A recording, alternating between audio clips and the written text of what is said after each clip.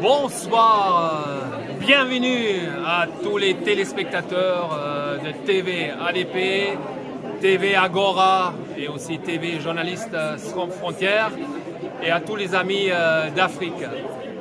Un grand merci aussi à Bernard et au directeur de TV ADP, Eric, pour leur dévouement, pour la qualité des reportages, des émissions et de l'information. Je vous souhaite tout simplement une très bonne et heureuse année, et à tous les citoyens qui ont été malmenés, maltraités à travers cette crise artificielle, je leur souhaite un dénouement heureux, positif et favorable. Dans ce sens, je lève mon verre et on va boire quelques verres à votre santé. Prost! Prost! Je laisse la parole à Drosana qui a fait un grand travail avec Ludo pour organiser le Nouvel An résistant. Elle a beaucoup de choses à vous dire et merci Drosana. Avec plaisir. J'ai pas de verre, pas encore. Un verre s'il vous plaît. Eh bien voilà, ravi aussi de vous dire bonjour. On a partagé la marche de l'indignation, donc on s'est rencontrés à ce moment-là avec vraiment beaucoup de relations intéressantes, de contacts intéressants. Et Ludovic, donc qui est là, a eu l'idée de faire en fait un nouvel an intercollectif avec donc tous les gens qu'on a rencontrés durant cette marche, avec vraiment des relations de cœur qui étaient extraordinaires et de renouer, de retrouver cette relation amicale et fraternelle qu'on peut avoir les uns les autres. Et donc du coup on est à ce nouvel an des résistants des ballons blancs, donc le collectif des ballons blancs. Et l'idée c'est de se rencontrer entre collectifs. Alors on a les ballons blancs, on a les L'Union fait la force, enfin il y a quelques dizaines de collectifs qui sont présents. Et l'idée aussi c'était de se rencontrer intercollectivement pour mettre en place et en mouvement différentes actions communes. Ce nouvel an, en fait, cette soirée-là, elle est vraiment pour moi importante parce que du coup, on a vraiment l'idée de se rencontrer, de partager des choses dans un côté festif, mais aussi spirituel, parce qu'il y aura des petites choses qui vont se passer, des échanges de petits mots, des vœux les uns les autres. Donc vraiment, pour moi, c'est important d'aller vraiment au-delà de la fête telle qu'on peut l'entendre, mais aussi d'aller à l'intérieur de soi et de se poser des questions et de se dire, ok, qu'est-ce qui est important pour moi aujourd'hui, qu'est-ce que j'ai envie de faire pour moi et qu'est-ce que, en faisant pour moi, je peux faire pour l'autre, pour les autres. Parce que j'aime beaucoup la phrase de Gandhi qui dit, voilà, je suis le changement que je veux voir autour de moi. Et moi, c'est vraiment ma phrase de devise. Et donc, ce nouvel an, pour moi, il est important. Et il y a plein de gens qui sont extraordinaires. Donc, merci à tous d'avoir contribué à cette belle réussite, en tout cas. Et aussi, bon switch dans la nouvelle année 2023. Et la question que je pose à tout le monde, ok, qu'est-ce que je vais faire cette année, aujourd'hui, chaque jour? Qu'est-ce que je fais chaque jour pour contribuer à ce que le monde aille mieux? Juste une action par jour. Et le soir, je me pose la question, ok, qu'est-ce que j'ai fait ce soir? Qu'est-ce que j'ai fait aujourd'hui comme action pour que le monde aille mieux? Parce que finalement, ce vers quoi je porte attention s'amplifie dans les deux sens. Si je porte attention dans les belles choses, effectivement, ça peut s'amplifier aussi. Donc pour ma part, je préfère porter l'attention sur ce qui est de bon, sur ce qui est de beau dans ce monde. Et il y en a, comme nos actions, comme ce qu'on fait ici. Oui. Et c'est là en fait où on peut effectivement avoir des actions positives, parce qu'on nourrit le positif, on nourrit aussi l'inverse. Voilà, en tout cas, très très belle transition pour 2023, très très belle fête et plein de choses, plein de bonnes choses pour vous. Merci. Merci Drosana. Merci.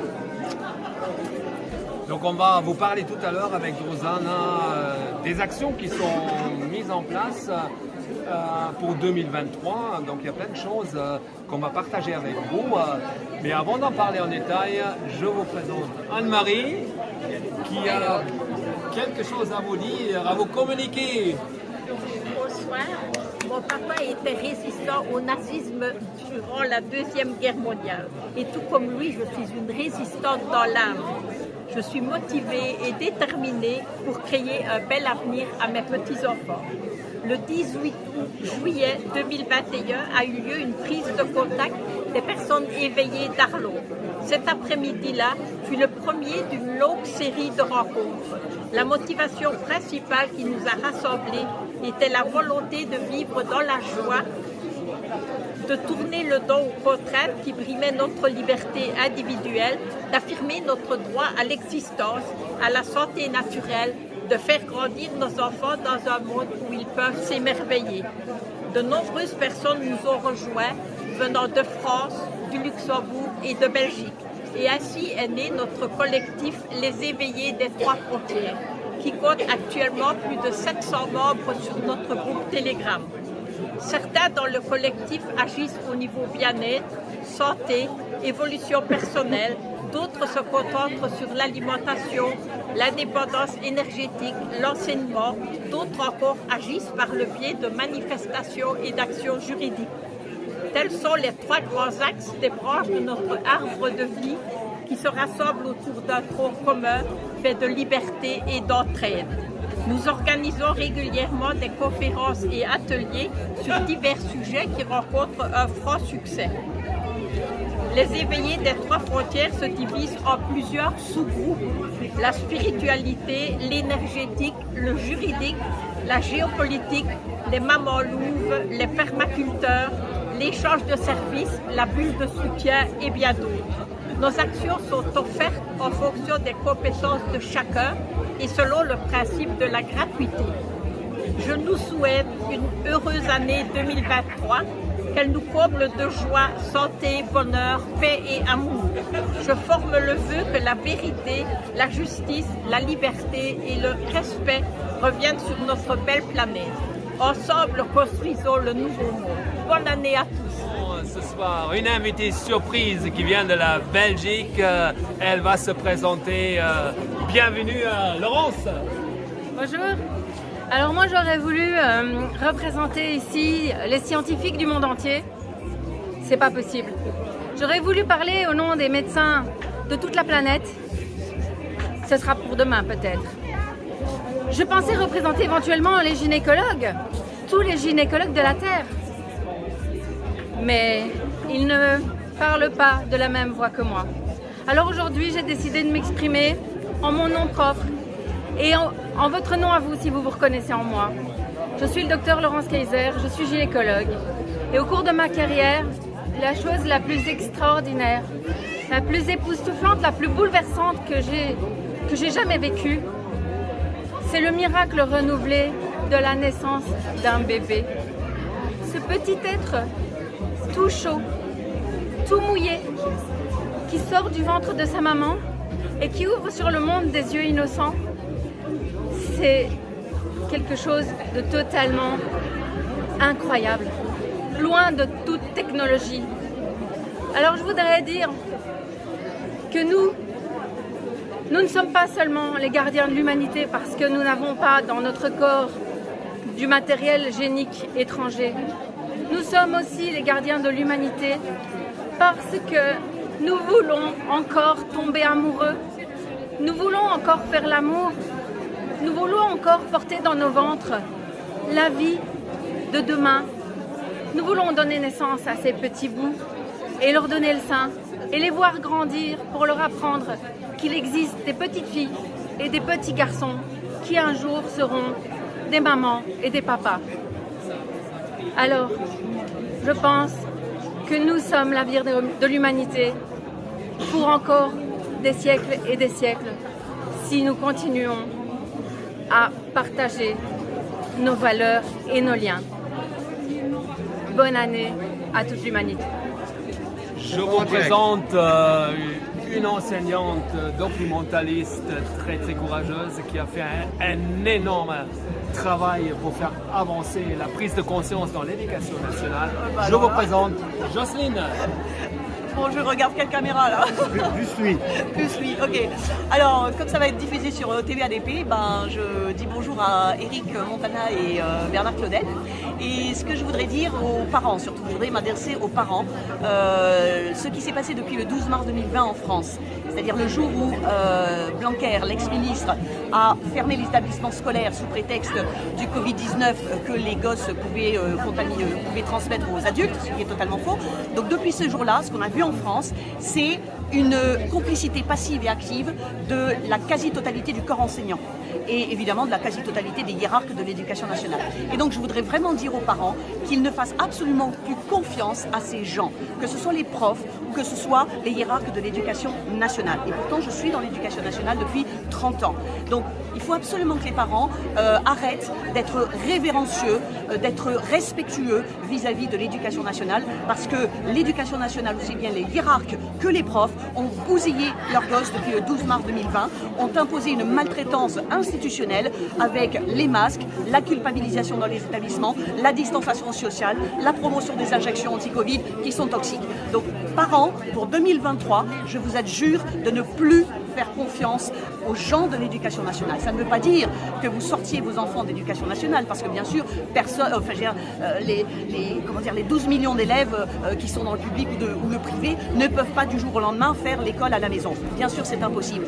Mais sortez de cette révérence et prenez conscience que pour défendre vos enfants, vous devrez, dans les années à venir, vous devrez vous confronter aux gens de l'éducation nationale et vous devez vous persuader que ces gens-là ne veulent pas le bien de vos enfants. Ces gens-là veulent simplement que le système fonctionne et que si le système fonctionne en maltraitant les gosses, ça leur convient parfaitement et ils détournent les yeux et ils ferment leurs oreilles. Voilà. Donc parents, pour 2023 et pour les années suivantes, arrêtez de croire que l'éducation nationale veut le bien de vos enfants et à chaque fois que vos enfants vous sentez qu'ils sont malheureux parce que quelque chose dysfonctionne dans les établissements, eh bien allez au front, confrontez-vous avec aussi bien les profs que les gens qui sont dans la direction des établissements scolaires.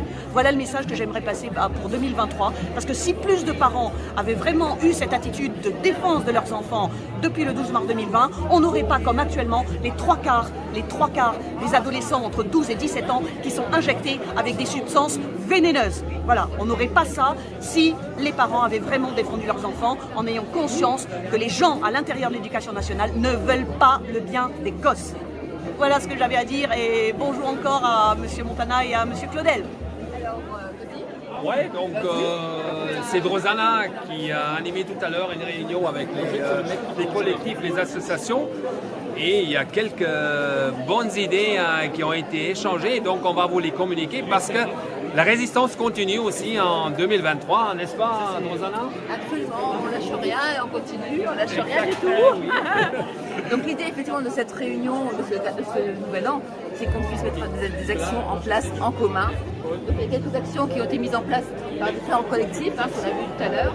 Donc par exemple, faire des affiches particulières sur les masques de Ludovic, à Épinal, nos voisins. Oui, donc à Épinal, le 13 janvier à 20h au Cinéma Palace, on va présenter le film Suspendu, parce que c'est encore un scandale que les soignants suspendus ne soient pas réintégrés. On aura le plaisir d'accueillir aussi le réalisateur Fabien Moine. Donc il y a moyen de se joindre à 20h le 13 janvier au Cinéma Palace pour discuter, pour s'informer et pour échanger.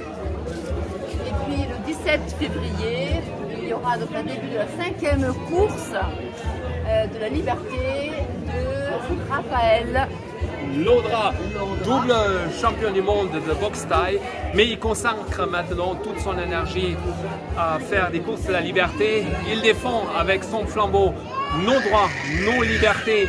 Il souhaite la réintégration aussi des soignants suspendus. Il souhaite protéger les enfants contre le masque et contre l'injection.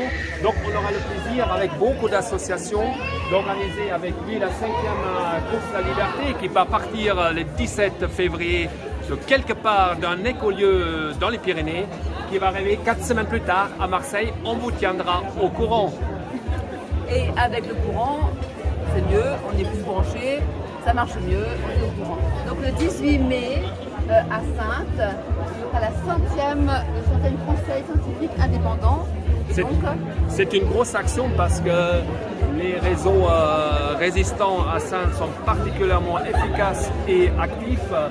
Donc vous allez retrouver Jean-Dominique Michel, Vincent Pavon, Emmanuel Darle, Louis Fouché, certainement aussi Dr Delpine, Nicole et Gérard et plein d'autres résistants. Ça sera une action sur 3 jours. Ne manquez pas cet événement le 18 mai 2023. Et très prochainement, très bientôt, le 20 janvier à Richemont dans le 57, nous avons une grande conférence sur les antennes 5G. Alors on a déjà réussi à éviter de mettre 3 antennes 5G dans notre village à Richemont. Et l'idée en fait est venue avec Jean Rinaldi qui est le président de l'association Secara, donc qui est en fait le créateur de Robin des Toits aussi et Secara. Et donc on a mis en place, donc on a réussi donc à éviter ces 3 antennes. Et l'idée en fait est venue dans le fait d'informer la population de ce que est vraiment la 5G. On a fait une pétition dans le village, on a réussi pratiquement à retrouver, à retrouver 95% d'avis contre la 5G. Vraiment super. c'était extraordinaire. Et le maire a été vraiment, donc il a dit non à la 5G, mais sans vraiment savoir pourquoi. Et donc l'idée c'est de faire venir donc, des gens compétents. Donc il y avait effectivement, j'ai mis dans les donc il y a donc Jean Rinaldi qui depuis 15 ans se bat dans la France entière contre ces antennes 5G. Jean Rinaldi qui va animer la conférence avec un diaporama. Mais il a invité donc Philippe Irigaray, qui est en fait le collaborateur de Dr Bellepomme, professeur Bellepomme de Paris, qui est venu de Paris exprès pour nous informer sur les effets des ondes au niveau du centre du vivant déjà. Il y a aussi donc, un professeur Gérard Ledoy, qui est biologiste en végétal aussi, donc il va effectivement avoir tout ce qui est tumeur, tout ce qui est végétal aussi. Et on aura aussi donc un homme de loi, donc Très bien, un juriste, un avocat, maître Édouard Raffin, qui va vraiment se spécialiser en défense donc, de l'environnement et des droits de l'urbanisme. Donc tout ça pour vraiment informer la population. En tout cas là c'est informer les maires. On va inviter tous les maires de Moselle. Donc tous les maires de Moselle seront invités à cette soirée. Les maires qui seront sensibilisés à ce discours, en tout cas cette information, on pourra effectivement aller chez eux et informer chaque village des effets de la 5G. Parce qu'en fait, peu de gens savent vraiment ce qu'il en est. On parle de 5G, on croit que c'est effectivement... Ouais, non mais c'est hyper dangereux ça. Mais alors en fait, non seulement c'est dangereux, mais pour moi c'est vraiment en lien, parce que pour moi c'est une voie parallèle à ce qu'on vit actuellement, ce qu'on a vécu par rapport au vaccin. C'est vraiment 2 voies qui vont et qui sont en lien, donc c'est pas le lien quoi. Et qui met le vivant aussi en danger, parce que pour les insectes, pour les animaux, c'est terrible. Le 5G, ça a des répercussions aussi sur tout le vivant. Tout le vivant. Ouais. On va partir maintenant en Alsace, le 19 janvier à Cernay. Donc il y a une réunion scientifique avec Martine Bonner, donc l'ex-députée qui était à l'ordre des médecins convoqués et malheureusement elle a été condamnée. C'est complètement injuste et incroyable qu'on condamne une ex-députée qui n'a fait que défendre nos droits et elle a un parcours de lanceuse d'alerte excessivement courageuse. Donc il y a aussi Fabien Moine, donc le réalisateur du film Suspendu, et notre ami de Dr Benoît Ox, donc qui est à l'origine de la marche de l'indignation, et lui aussi c'est un lanceur d'alerte qui a sauvé beaucoup de personnes avec des traitements alternatifs et malheureusement il sera convoqué encore une fois parce qu'il ne fait que son travail et il le fait très bien. Qu'est-ce qu'on a encore, Rosanna? On a une conférence le 20 janvier, en même temps que le 20 janvier chez nous à Richemont. Il y en a une aussi à Stavold, près de chez toi d'ailleurs, à Forbach. Une conférence à la MJC de Richemont. Je ne connais pas le contenu, c'est pas le contenu. Alors là, on va revoir la feuille de notes, mais il y a eu beaucoup d'idées, donc on vous tiendra au courant. Voilà. En tout cas, à la MJC de Saint-Avold, il y aura une conférence le 20 janvier et le 14 janvier. Une rencontre mensuelle à Metz, donc on vous tiendra également au courant. parce qu'il y a encore des échanges ce soir, donc les idées et les projets vont prendre encore une forme plus affinée. Merci beaucoup. Hein.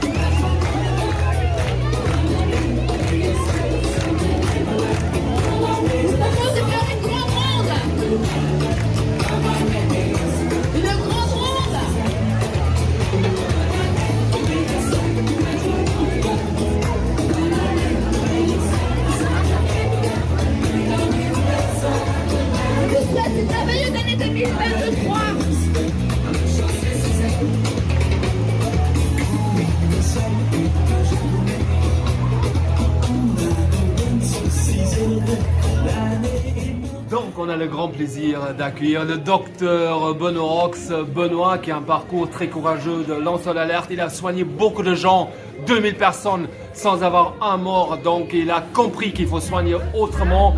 Donc il nous guide sur un chemin qui nous amène vers la vérité. Il fait éclater la vérité scientifique. Il est là avec nous ce soir. Nous sommes très heureux. On lui donne la parole tout de suite. Merci Andrés, il a une énergie pas possible. Là maintenant ça fait ça va bientôt faire 2 ans que ça a commencé. On a été révoltés, on a eu du courage de parler et on se bat maintenant. On est nombreux ce soir. J'ai compris que la force c'est le collectif. Donc je conseille à tout le monde de faire du collectif. Je conseille à tout le monde de se rassembler, d'essayer de rassembler toutes les personnes qui sont perdues un petit peu partout, qui sont tout seuls. Il y a plein de personnes qui commencent à ouvrir les yeux, il y a plein de personnes qui sont réveillées. On a encore beaucoup de travail à faire. J'espère qu'il y a plein de failles actuellement et que lorsqu'il y a des failles qui viennent de plus en plus, le château de cartes risque de s'écrouler. J'espère bien. On n'a pas fini, Andreas aussi doit encore passer au conseil de discipline. Moi je vais encore avoir un tribunal. On va voir, que je vous préviendrai directement quand je saurai exactement la date. On n'a pas terminé, on continue. Et je répète, le collectif très important. Tous ensemble, tous pour un pour tous. Est-ce que vous voulez nous souhaiter quand même quelque chose pour cette nouvelle année, Benoît? Moi je souhaite la bonne année. Non, je dis cette année ça va être la bonne. Non, j'en ai marre. Cette année on va y arriver. On va y arriver cette année. Non, je pense pas, c'est pas possible. Il y a trop d'effets indésirables, il y a trop de morts actuellement. J'insiste, on a les données, on sait qu'il y a trop de morts. Une année de plus, ce sera vraiment une catastrophe. C'est déjà une catastrophe, c'est déjà un scandale. Donc si ça durait plus d'une année, ce serait un énorme scandale. Bon, j'espère que ça ne va pas durer plus qu'une année. Moi, je pense que ça va casser cette année. D'accord ? L'année 2023, ça sera la bonne. Oui, j'y crois. Maintenant, il est possible qu'ils nous fassent encore une autre crise énergétique, crise financière. Ils ont les possibilités. Il va falloir être fort, il va falloir faire attention que les gens ne se fassent pas manipuler. Nous, en tous les cas, on ne se fait plus manipuler. C'est terminé. On est éveillés. Merci. On continue. Et merci à ADP. TV Agora, TV Agora, TV Journalistes sans frontières et tous les amis d'Afrique aussi qui sont à l'antenne. Merci Benoît, donc je rappelle ce que je dis aussi tout à l'heure, c'est lui qui nous a mis aussi sur la route avec la marche de l'indignation. C'était son idée en août de cette année, de 13 au 21 août, à travers 5 pays, au-delà de 4 frontières. Et voilà, c'était créer des liens, c'était proposer d'autres traitements et ça crée un mini-Europe. Donc c'était une marche aussi pour créer une union des peuples à la base. Et merci Benoît. Maintenant on continue avec Renaud. Je suis Renaud. Nous avons depuis le début participé et soutenu tous les mouvements de liberté. La marche du réveil, le convoi de la liberté. C'est là qu'on a effectivement rencontré des gens qui étaient absolument formidables, extraordinaires. Parce que nous, on s'est bien rendu compte qu'il y avait quelque chose qui n'allait pas. Hein, dans le, je vais dire le mot, dans le diktat qui nous avait été donné, ça ne pouvait pas conduire. C'était absolument aberrant. Et nous avons eu confirmation, plus ou moins, en écoutant entre autres Daox et autres, et des sommités, que effectivement la vérité n'était pas forcément du côté qu'on croyait. Bon. Ceci étant dit, je ne perds pas espoir et j'ai un message fort quand même à passer pour 2023, en espérant qu'il va se réaliser. C'est que tous les gens qui ont été exclus de façon abjecte, il faut le dire, de la vie sociale et de la vie professionnelle, puissent retravailler et réexercer le métier qu'ils aiment et qu'ils ont été obligés d'arrêter pour des raisons que l'on ne comprend pas. Entre autres, l'obligation de faire quelque chose qui n'était pas forcément utile. Et nous, ça nous a vraiment choqués de voir des gens qui ont été applaudis et après jetés. Parce que ça a été ça qui est arrivé. Et ça, c'est quelque chose qui est absolument intolérable. Donc pour 2023, j'espère que tout ça va rentrer dans l'ordre et que enfin, les gens puissent revivre dans un état et dans un esprit apaisé. Ça va pas être facile, mais on a quand même toujours espoir. Merci beaucoup Renaud. C'est un bon bouquet final que tu nous présentes. La vérité est comme un lion. Il faut la laisser en liberté et elle se défendra toute seule. Voilà le message d'espoir pour 2023. Pour un petit bonus, voilà, je suis Néo Salva, influenceur. Voilà, Andrea, vraiment quelqu'un qui se bat. Voilà, Benoît Ox qui a fait toutes les manifestations au Luxembourg. Et voilà, je tiens à les remercier parce que on a besoin des gens comme eux, voilà, des gens vrais. Voilà, c'est pas des hypocrites, c'est des gens qui vont jusqu'au bout. Et je vous souhaite à tous, mes amis, pour cette année 2023, la fin de cette dictature. Il faut ouvrir les yeux maintenant. Vous êtes au courant de tout. Ils se sont battus pendant 2 ans pour nous éclairer, pour nous apporter la vérité. Maintenant, c'est à nous aussi de nous battre, de partager tout ce qui passe, les bonnes choses qui passent sur les réseaux. Il faut les partager. Il ne faut pas hésiter à prendre la parole et à dénoncer ce complot mondial. Voilà, il ne faut rien lâcher. Et je vous souhaite à tous quand même une bonne année et une bonne santé. Voilà. On lâche rien, les amis. Merci Mike. Merci à la presse libre et indépendante. Merci. Hein. Merci.